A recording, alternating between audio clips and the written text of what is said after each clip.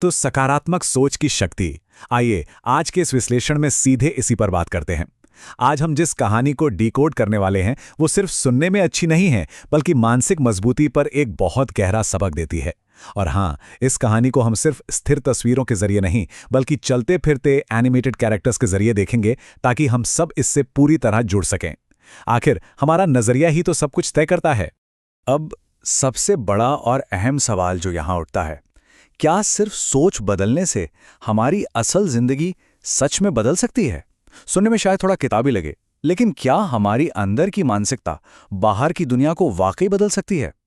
इसी उलझन को सुलझाने के लिए आइए शान से गांव की ओर चलते हैं और देखते हैं कि वहां क्या हो रहा है। देखिए, यहां हमारी मुलाकात होती है अम्मा से, एक बेहद शांत और हमेशा मुस्कुराने वाली बुजुर्ग महिला। अम्मा की जिंदगी कोई फूलों की सेज नहीं थी। कम उम्र में ही जीवन साथी का साथ छूट गया और कोई बच्चे भी नहीं थे। तकलीफें तो बहुत थीं, लेकिन फिर भी उनके चेहरे पर एक गजब की शांति थी। वो जो कहते हैं ना कि किसी इंसान को देखकर ही सुकून मिल जाए, अम्मा बिल्कुल वैसी ही थी। अब जरा इस फर्क को समझिए। एक तरफ अम्मा हैं जो एकदम शांत और शुक्रगुजार हैं, और दूसरी तरफ है पूरा गांव। गांव वाले दिन रात खेतों में पसीना बहाते थे, लेकिन सूखा, बीमारी और बेरोजगारी के डर ने वहां के माहौल को चिंताओं से भर दिया था। सोचिए जरा, एक ही जगह पर एक ही तरह की परेशानियों के बीच एक इंसान इतनी शांति में कैसे रह सकता है, जबकि बाकी सब इतने तनाव में हैं। इसी तनाव भरे माहौल में हमारी कहानी की एक और कैरेक्टर आती है, माधवी। इसके हालात सच में बहुत मुश्किल हैं। जीवन साथी महीनों से काम की तलाश में शहर गया है, पैसों का नामो निशान नहीं है, और बच्चे भूख से परेशान हैं। माधवी अंदर से पूरी तरह टूट चुकी है। उसके मन में ये खौफ बैठ गया है कि शायद अपनों को कुछ हो गया या वो उन्हें भूल गए। ये वो डर है जो इंसान को अंदर से पूरी तरह खोखला कर देता है। अब ऐसे में माधवी अम्मा के पास जाती हैं, और अम्मा उसे जो पहली बात बोलती है वो बहुत गहरी है। अम्मा कहती हैं, जब हम अपने दिमाग को बुरे ख्यालों से भर लेते हैं तो हम किसी और का नहीं, सिर्फ अपना ही नुकसान करते हैं। बात एकदम पते की है। बाहर की मुश्किलें तो अपनी जगह हैं, लेकिन लगातार नेगेटिव सोचने से हम अपनी बची खुची हिम्मत भी तोड़ देते हैं। लेकिन यहां एक बहुत ही प्रैक्टिकल सवाल उठता है, और माधवी ने भी यही सोचा। जब जिंदगी में सब कुछ गलत हो रहा हो, बच्चे भूखे हों, तो कोई इंसान अच्छा कैसे सोच सकता है? ये एक बहुत ही जायज सी बात है। मुश्किल समय में जबरदस्ती की पॉजिटिविटी तो बस एक मजाक जैसी लगती है ना? खैर, अम्मा ने भी इस बात को नकारा नहीं। तो अम्मा ने माधवी को कोई लंबा चौड़ा लेक्चर नहीं दिया।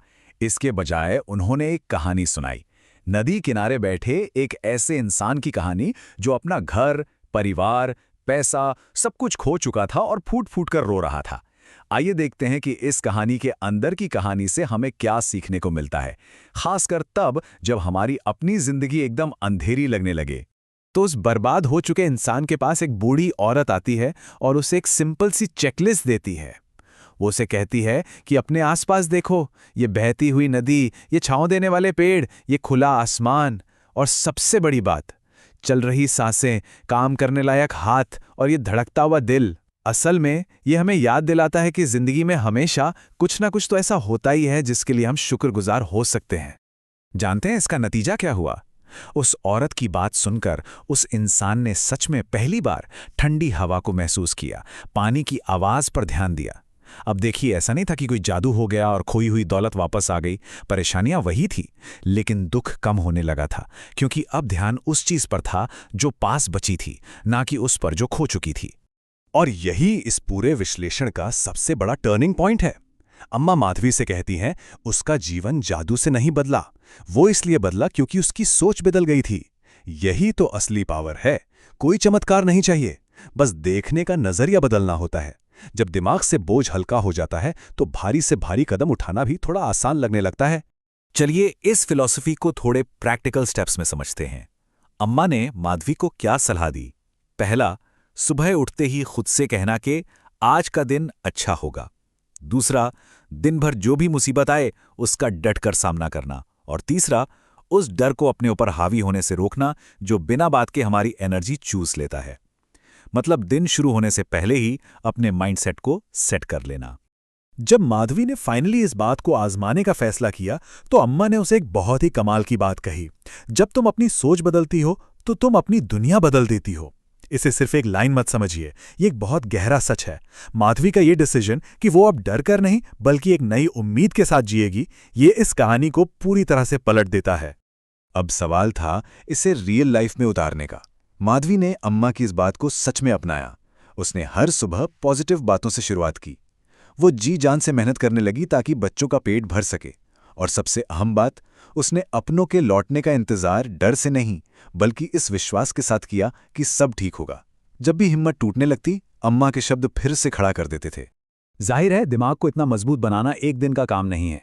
पहले दिन बस कोशिश हुई, फिर हफ्ते बीत गए, थकावट होती थी, निराशा भी होती थी, लेकिन विश्वास बना रहा, उम्मीद नहीं छूटी। और फिर एक सुबह बाजार से वापस लौटते वक्त माहौल में अचानक एक अजीब सी हलचल थी।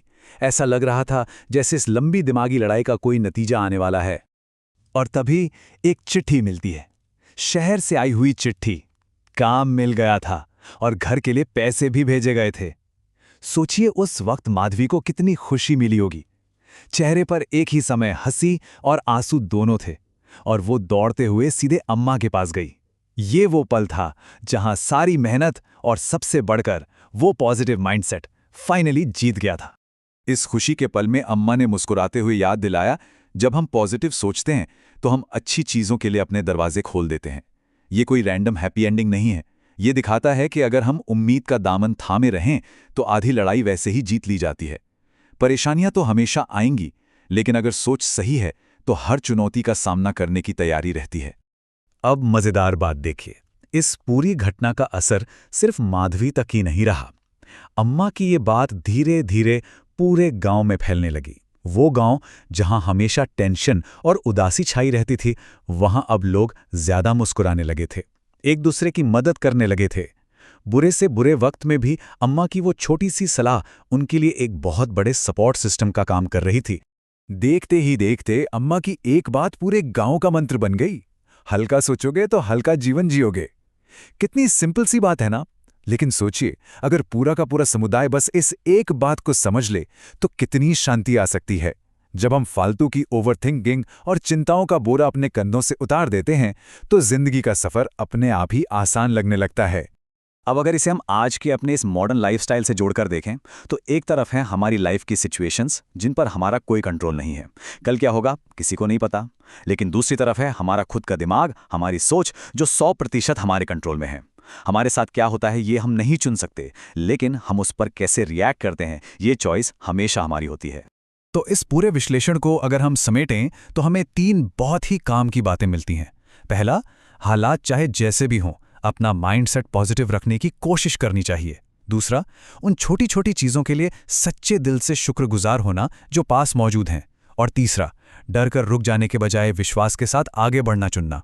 ये वो प्रैक्टिकल लेसन हैं जिन्हें हम आज से ही लागू कर सकते हैं। और इसी के साथ हम इस पूरी कहानी के सबसे बड़े और अहम मैसेज पर आते हैं, जैसी सोच होगी वैसा ही जीवन बन जाएगा। ये कोई कहावत नहीं है दोस्तों, ये जिंदगी जीने का असल तरीका है। हमारी सोच ही वो फाउंडेशन है जिस पर हमारी जिंदगी की इमारत खड़ी होती है। अगर सोच मजबूत और अच्छी है तो एक बेहतरीन जिंदगी की शुरुआत होने से कोई नहीं रोक सकता। तो इस विश्लेषण को हम यहीं खत्म करते हैं, लेकिन एक सवाल छोड़कर जा रहे हैं। कल सुबह जब हमारी आंख खुलेगी तो दिमाग में आने वाला वो पहला विचार कौन सा होगा? क्या वो किसी पुरानी बात का डर होगा या ये पक्का विश्वास कि आज का दिन एक अच्छा दिन होने वाला है? चॉइस बिल्कुल हमारी है। तो इसी विचार के साथ मिलते हैं अगले ऐसे ही शानदार विश्लेषण में।